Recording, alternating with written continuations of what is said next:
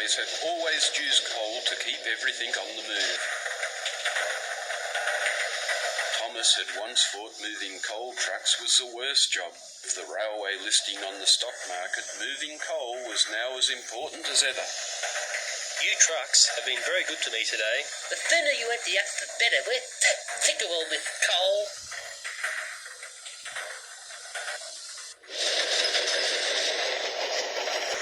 Thomas headed away from the coal mine into the open country.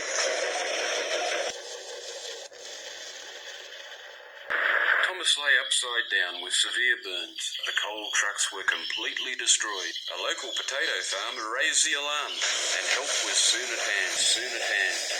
Earl arrived, bringing Jim the crane and the fat controller. Well, I've seen some accidents in my time, but this is no accident. I'd say there's been a bombing. Thomas was gently lifted onto the flat rail car by Jim. With the coal mine now shut off, I'll have to ration the coal until the line is repaired. There'll be a special meeting at the sheds later. Later that day, Earl pulled into the rail yard. Thomas was carefully placed on the tracks for repairs. You're right. This has been a very sad day for the railways. It seems there's a mad bomber on the loose. We must do all we can to be on the lookout for suspicious characters.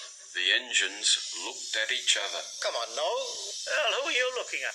I will issue all of you with video cameras as security devices, so use them wisely. The engines viewed the cameras still in their boxes. Noel surveyed the stock. Well, with all these new cameras, we can start a video club. Just look at the great features on these new cameras. Wow. Gleaming red Ted quickly formulated the rules stating, I challenge all the engines to produce a video on any subject within a month. The best video will win a boiler flush. The engines mounted their cameras and made safe for the night, but on everyone's mind was the threat of a mad bomber. Next morning saw Andy the Diesel enter the yard boasting, So your coal supply has all dried up. It's about time you were all scrapped. Bob replied as he was still trying to turn his camera on. We might be old and dependent on coal, but we're survivors. Bob and Margot carried on delivering the food supplies down their branch line. Elsewhere, Scottish John was fitting some gas bottles as an alternative fuel. His video thoughts were on this process. Chris was working on a story based on a train's last journey. Alan, the self-funded retired engine, planned a video about the town's feral cats. Wilson was always interested in how cars would race him between stations. Earl had his eyes on the skies and teamed up with Helen the helicopter. Back in the sheds, Thomas was being repaired. He also had a camera, and his video was being planned. At least I can keep an eye on Andy Diesel if I'm stuck here. The fat controller was also keeping an eye on things. These figures are not looking good. The share prices have taken a sudden dive since the bombing. He moved to the turntable to chat with Andy Diesel. I'm relying on you, Andy, to bring things back online. I'll do that easily. You can forget about those steam engines now. Just the diesel I wanted to see. I have a small but important job for you. Something we'll have to keep secret. Very secret. The Diesel looks at Andy and says nothing. Andy's secret plans are whispered to the Black Diesel. That's my boy. I like the quiet ones. No back chat. Like I get from those clapped-out dinosaur steamers. Same goes for you coal trucks. Clogging up every siding, serving your masters with stinking coal. What's that blue paint on your driver's cab? Have you been repairing that pesky Thomas engine? For a chap who doesn't say much, looks like you've been batting for the other side. My strongest advice to you is stick with me. I have connections in very high places, way above the fat controller. He's just a puppet who's about to lose his strings.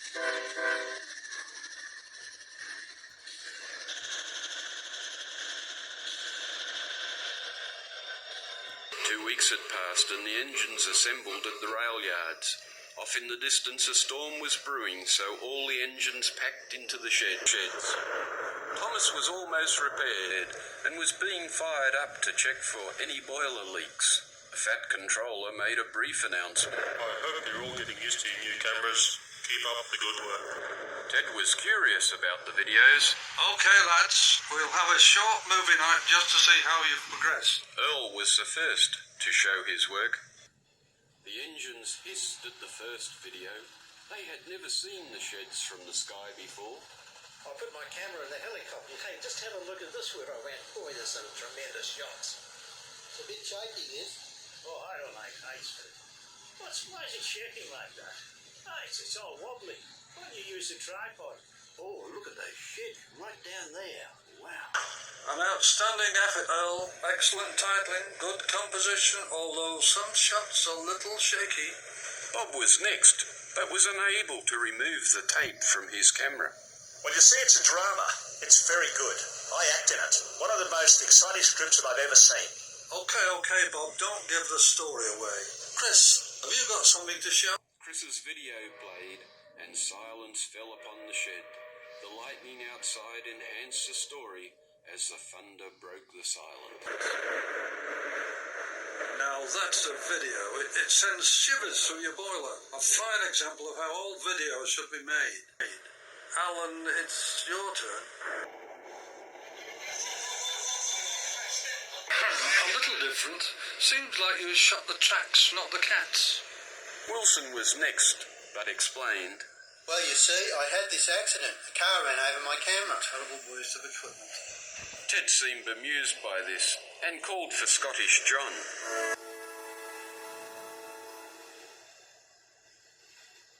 I'd like to tell you all about LP gas. It's very good to run your engine on. It's clean, but most of all, it's cheap, and that's what I like. Yes, a solid industrial video, John. Well done all. Then from the corner, Thomas whistled. Ted, I have a video. Well, it's sort of an animation. Can I show it? Animation? Well, did you use your camera, Thomas? Is that according to the rules, Ted? I mean, are you sure about that? Okay, I think we can stretch the rules this time. This is the best thing I've ever seen. I think I see something. What's that? Noel steamed forward, asking for a replay at reduced speed. Come on, Noel. There's nothing. You got to be joking. I can't see anything. You've got to be I didn't see any of that. What do you see, Noel? I think that's a bomb on the turntable. Don't panic, everyone. I can get it. Thomas out of the shed. His driver placed the bomb on the running board and headed down the main line. If I am quick, I'll save the railways from certain doom. It's no good being on the main line. I'll have to find a siding. Thomas didn't see that the points were set to go into a work shed. Oh no! That's Andy Diesel's shed. I'll never stop in time.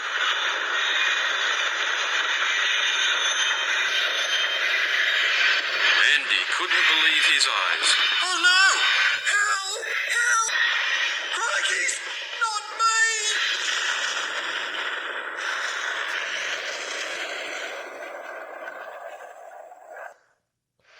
The next day saw Thomas once again being lifted into the shed for repairs. Well, Thomas, you saved the railways and your video showed the bomber hard at work.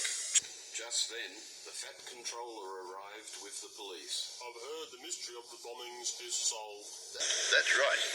Thomas had a video of the turntable while Andy Diesel was in the yard. I noticed a suspicious character lurking near his fuel tank, and we believe that character is you. The policeman holds the Fat Controller.